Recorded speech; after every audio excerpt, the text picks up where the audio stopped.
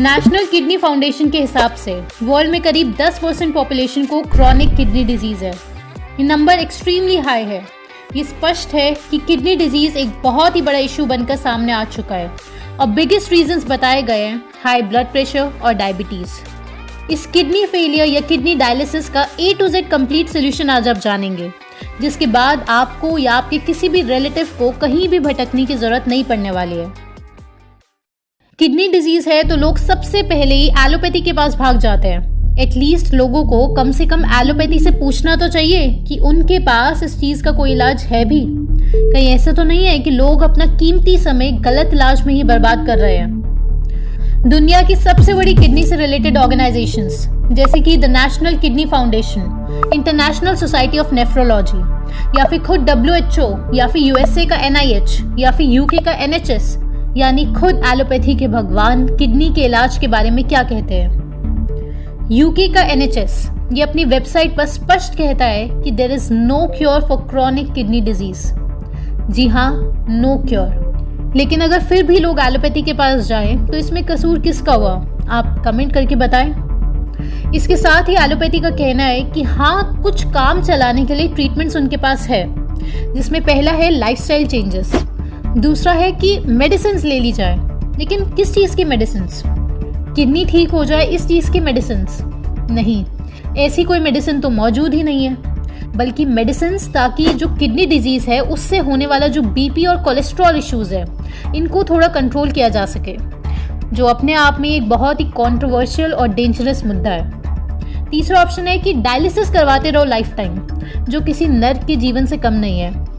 और चौथा और आखिरी ऑप्शन, फिर ट्रांसप्लांट करवा लो, जिसकी आप हिस्ट्री और डेटा पढ़ोगे तो आप अपना सर पकड़ लोगे।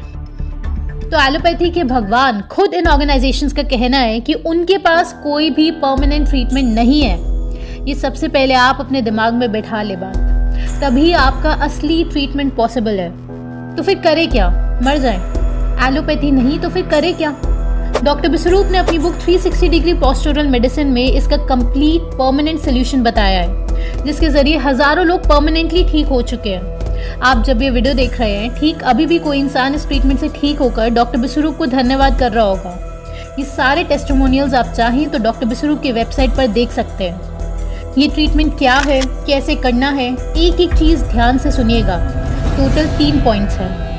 पहला पॉइंट, ह्यूमंस जो भी चीज़ अपनी बॉडी में इंजेस्ट करते हैं, चाहे वो फूड हो या वाटर हो, तो वो बॉडी मेटाबोलाइज करती है एनर्जी प्रोड्यूस करने के लिए। इसी प्रोसेस में बॉडी वेस्ट प्रोड्यूस करती है अलग अलग फॉर्म्स में, जैसे creatinine, uric acid, urine, excess sodium, excess calcium etcetera.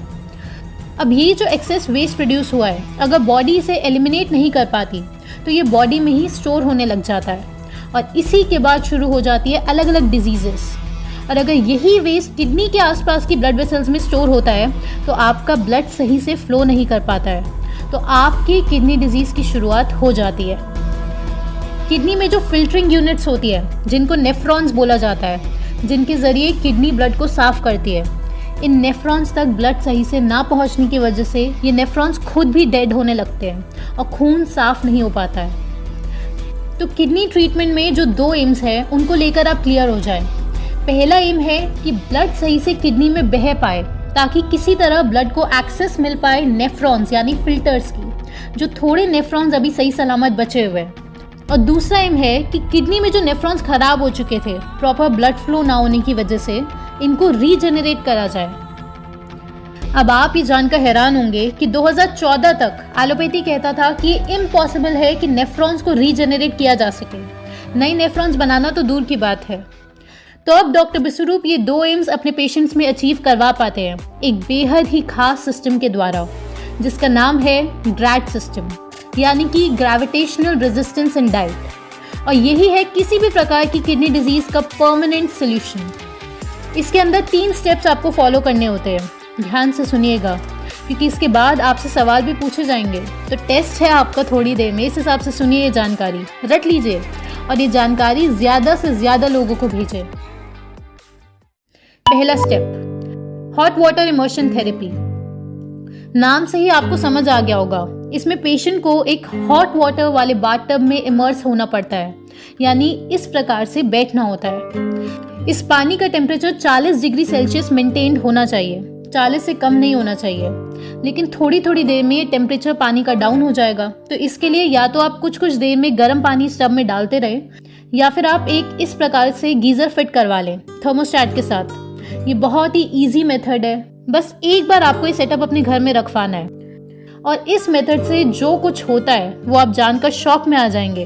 BP, diabetes, heart issue, ये सब साइमल्टेनियसली इसके साथ ठीक होने लगते हैं।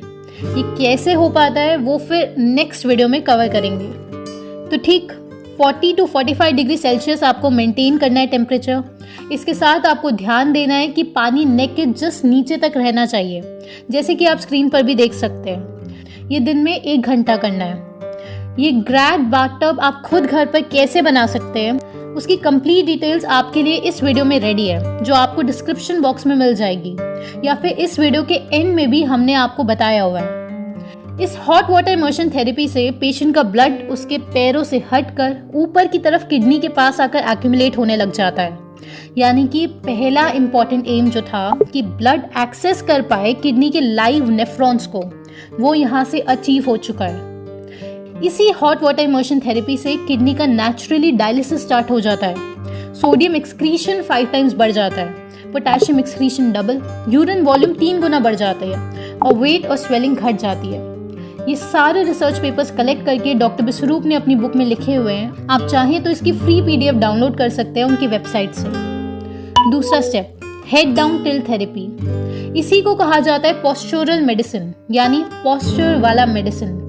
इसमें पेशेंट को टिल्टेड पोजीशन में लेटना है, कुछ इस प्रकार से, जिसमें पैर थोड़े से ऊपर होते हैं और सर और एब्डोमेन लोअर एंगल पर होते हैं। ये 10 डिग्री का टिल्ट होता है। 10 डिग्री का टिल्ट अचीव करने के लिए डॉक्टर विश्वरूप ने स्पष्ट कहा है कि आप सिंपल से 2-3 ईंटें लगा सकते हैं अपने बेड के नीचे, कुछ इस प्रकार से, और आपका थेरेपेटिक बेड तैयार। किडनी फेलियर पेशेंट है तो दिन में 1 घंटा, और अगर डायलिसिस पेशेंट है तो 2 घंटे पर डे। अब इससे भी सेम वही कॉन्सेप्ट, बॉडी का ब्लड पैरों से हटकर किडनी के पास आकर एक्यूमुलेट हो जाता है, और यहाँ से होता है सबसे इंपॉर्टेंट गोल 1 कंप्लीट, कि आपका ब्लड आपकी किडनी के लाइव रेजिडुअल सेल्स को एक्सेस कर पा रहा है। अब रफली आपको बाथटब वाला मेथड रोज 1 घंटा करना है, और साथ ही ये बेड वाला मेथड भी आपको रोज 1 से 2 घंटा करना है, यानी दिन के 2 से 3 घंटे। लेकिन एक बहुत ही गंभीर इशू जिसका आपको सामना करना पड़ेगा कि लेटे लेटे आप बहुत बोर हो जाओगे। तो इस दौरान आप टीन लाइफस्टाइल की बाकी जबरदस्त वीडियोस देखिए, जैसे होमी भाभा का इंसिडेंस, या इकोनॉमिक हिटमैन्स कैसे देशों को कंट्रोल करते हैं, या फिर साइंस 5G के ऊपर क्या कहती है, जो बहुत ही मेहनत से आपके लिए बनाई जाती है। अब आता है तीसरा और फाइनल स्टेप, वो है DIP डाइट माइनस प्लेट 2।